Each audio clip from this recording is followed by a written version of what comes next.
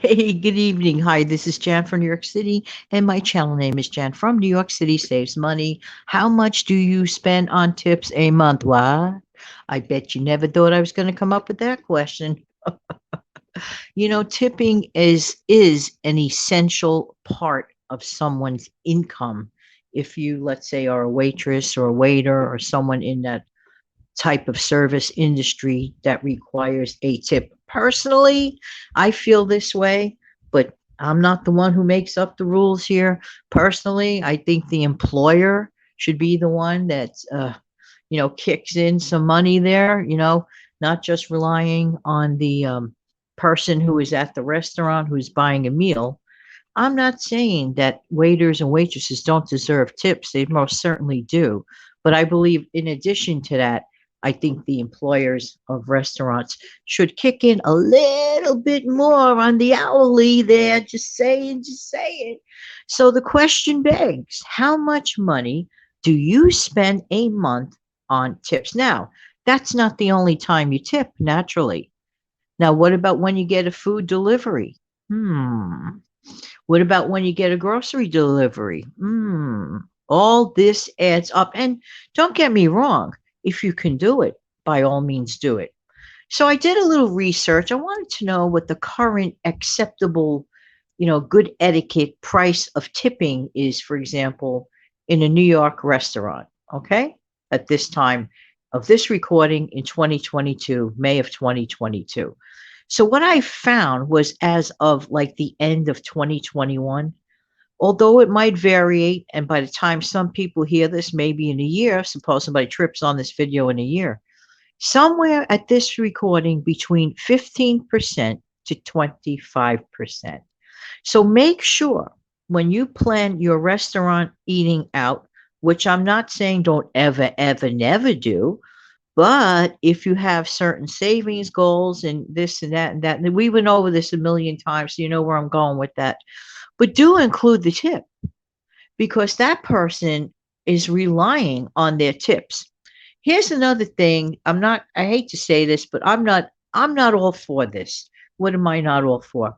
Places of which everybody, all the wait service, puts their tips in one pot and then at the end of the night divides it up. Why do I feel that way? Well, tell you the truth, I feel that way because I don't believe all waiters and waitresses do the same level of service. And in my honest opinion, why should somebody else reap the rewards of somebody else's strict efforts? Why should some other person who, let's be honest, might be slacking or lacking? To me, this is an unfair practice. I think it should go back to the old fashioned way where the person uniquely, individually earns their specific tip. But that is just one person's opinion. How do you feel about that? Let me know in the comment section below. But I'm telling you, we do not realize now, people that are trying to really like save, let's go on to a different issue, but it's the same issue. If you are really trying to specifically save, what are your eating out habits? Do you eat out in places that require a tip? Do you eat out often? Now, I know it sounds like a tired old broken record. Ah, the eating out story again, or the coffee story again. But the truth be told, these are wallet leakers. And like I said before, okay and totally fine for the person that could do it. There's no question about that. You could do it. You could do it. God bless you. Now, I saw a horrendous act. This was really, really awful. I'll never forget this. Years ago, I was, enjoying my breakfast at a local diner. And in certain areas of the city or even outside the city, let's say in the state of New Jersey, has great diners. And honestly, if I'm going to go out to eat, tell you the truth, my favorite place to go would be a good old fashioned diner. To me, it's like more of a homey atmosphere. It's casual. It's relaxed. I've been to the upscale restaurants, and I'm not going to lie to you, the food was Some people think so great. I said to myself, too greasy or too salty or whatever. And yeah, the atmosphere and the bathrooms look perfect. And but let me tell you something. For me, it didn't do me as much as when I would go to a diner. For me, a diner hits home. I just love diners. If I go out to eat, it's going to be at a diner. All right. But I saw some selfish type of an act. in my opinion. There were these people, they were very loud, very, really like obtrusive, like just intrusive and annoying, actually. But I didn't say anything, because me being a nice lady that I am. But I said to myself, well, gee, the restaurant people should notice this. Well, anyway, all they did was complain. This was what the loudness was about.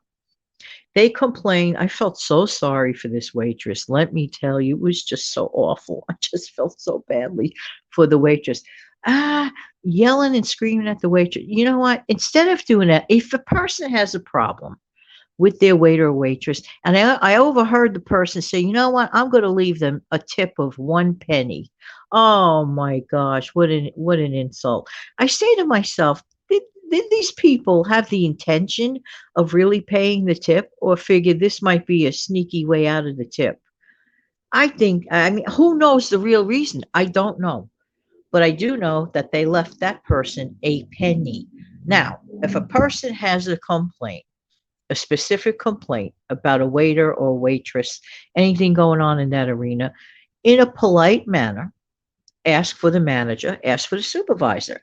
That is the best way to convey a message. Doing this leave 1 penny or leave 2 penny thing has got to go. That is just so extremely, extremely rude.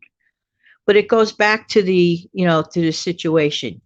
Are those people that went in there, were those people rather, were they ready to pay a tip, or did they come up with this scheme, this plan? I heard of another terrible story, terrible, because I know people in the restaurant industry. That's why I know a lot of these stories too. I know of a in a restaurant in New York City where somebody complained that they had a bug in their soup. They had a bug in their soup. They didn't have a bug in their soup. They took advantage of some. I don't know where they got this bug. It was certainly was not from that particular place, because that particular place is meticulous. Just to do that, just to get a free meal, that is a low, low blow. If you can't afford to go out to a restaurant, don't come up with crazy schemes like that. That's just, I don't know, it's just crazy. Who knows? I mean, let's say that there was the 1% out of 99 that there was that bug in the soup. Okay. Of course, the restaurant made up for it. Of course, they apologized. And that's it. There's a way to act and there's a way to act. But if a person is not ready or prepared to tip a person that offered them, that did give them completed a task or a service, then don't do it. By all means, refrain from it. Okay, add up what, okay, for the rest of the world that wouldn't go to those tactics of leaving a penny behind and all this and all that, and saying there's bugs in their soup, for the majority of the world. But if you're really like trying to make ends meet, there might be an area that you're overlooking. People only just add up, for example, like their meal at the restaurant. Have you included the cost of your tip? That's another area that's very, very important. Another area of tipping. A person gives you a taxi ride, order a taxi ride, and you get to your destination safe and sound in one piece.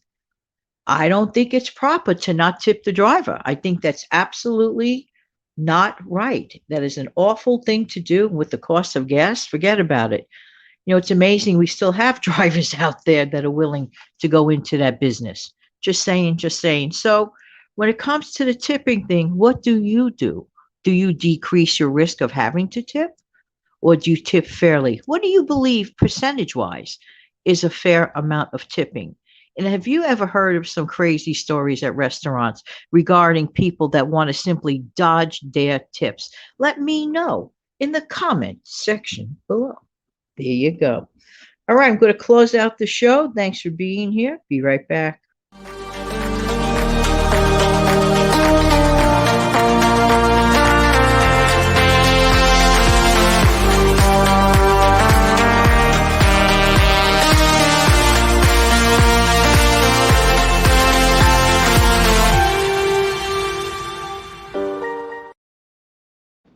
Have an amazing, fantastic night. Take good care. Good night.